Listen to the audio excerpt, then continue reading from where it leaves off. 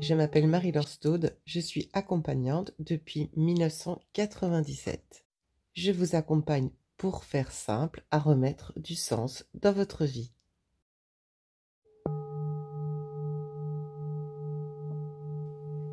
J'ai mis en place dans mon activité des séjours initiatiques à partir de 2002.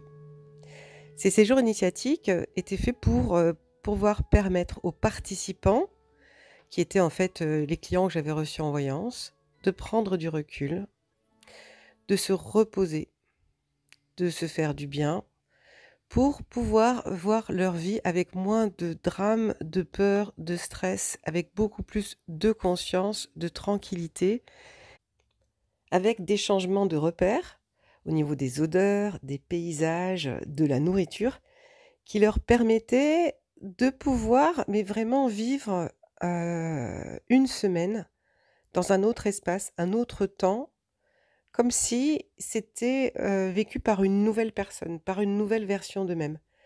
Donc sans obligation, sans grande difficulté puisque tout était géré par moi-même et pour pouvoir se laisser aller à vivre, tout simplement. À partir de 2017, j'ai organisé après, ces séjours initiatiques que je continuais au Maroc et que j'ai développés en 2009 à Bali aussi, en parallèle. À partir de 2017, j'ai proposé aux personnes que je suivais des séjours de supervision Reiki où pendant 4 jours puis une semaine, en fait, on appliquait, dans ce petit groupe tout ce qu'on avait appris, tout ce qu'on avait compris de notre introspection, de cette remise en question pour, se sentir mieux au milieu des autres et bien tout ce que nous avions appris, nous pouvions le vivre, l'appliquer en frottement avec les autres. Et là, enfin, cette année 2023, je mets en place les séjours de passionautes. Dans un premier temps, c'est des séjours VIP de passionautes où nous sommes 2, 3 ou 4 ensemble à vivre une semaine ou 5 jours. Nous avons vécu nos premiers séjours de vie, séjours de passionautes. Alors, qu'est-ce que sont maintenant ces séjours de passionautes? Avec toute cette évolution que nous vivons, je pense qu'il est temps maintenant de vous amener à comprendre que nous sommes juste faits pour vivre de nos passions, pour kiffer encore plus notre vie, pour trouver notre place unique avec nos dons, nos talents qui font vraiment notre spécificité, notre différence, notre touch. Alors, si vous voulez en savoir plus, je vous invite à écouter cette petite vidéo.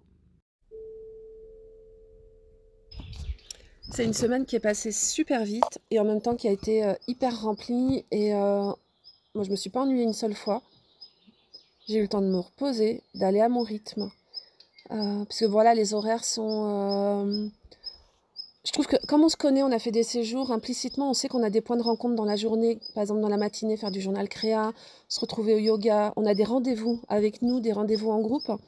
Et en fait, ça s'est fait hyper naturellement. Tout a été naturel. La cuisine, faire les courses.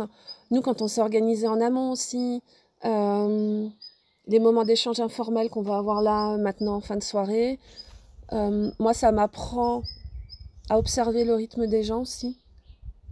Pour trouver le bon moment. Parce que c'est pas parce qu'on est là avec toi tout le temps que on doit tout le temps te déranger, en fait.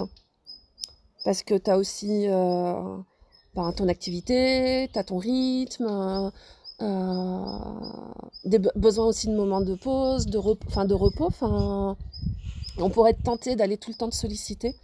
Donc pour moi, je sais que c'est un dossier. Enfin voilà, ça me met une conscience toujours sur essayer de trouver le bon moment. Et puis si c'est pas le bon moment, ce sera un autre en fait. De voir effectivement, t'es vachement sur le pont. Donc c'est tout ce que nous on voit pas.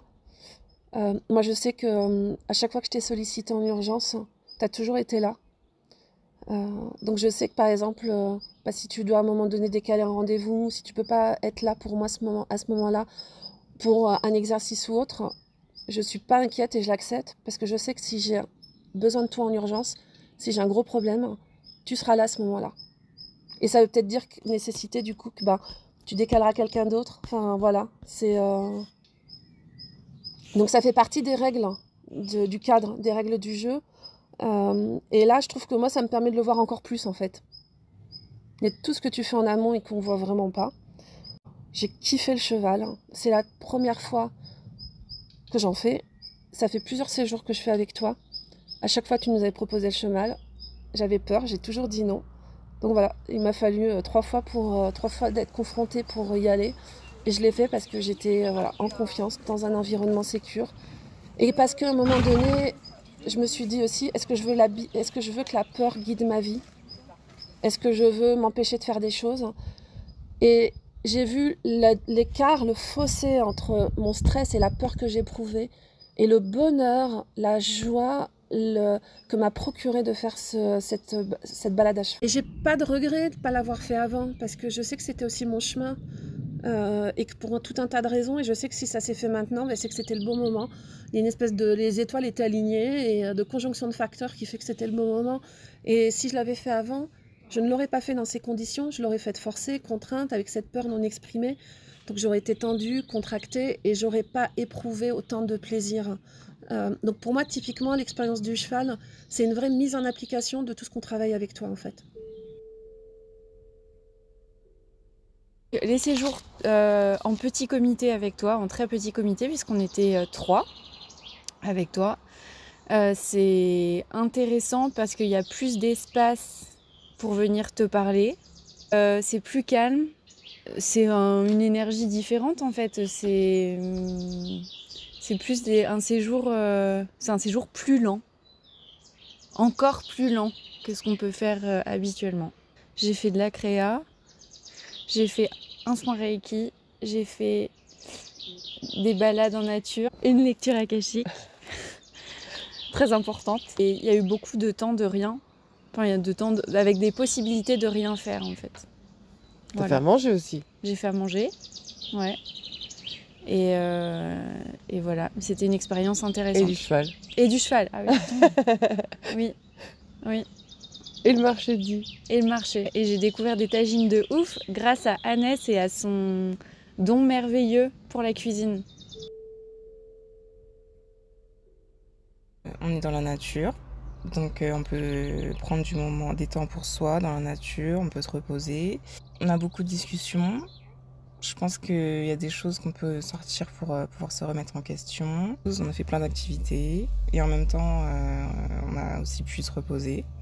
On a bien mangé et on a passé des moments vraiment géniaux avec des gens qu'on a pu rencontrer. Et ça, vraiment, moi, à chaque séjour, c'est vraiment la chose que je retiens. C'est qu'on se rejoint toujours avec des gens qui sont bienveillants et qui ont un grand cœur et ça fait du bien, quoi. Et ça fait plaisir.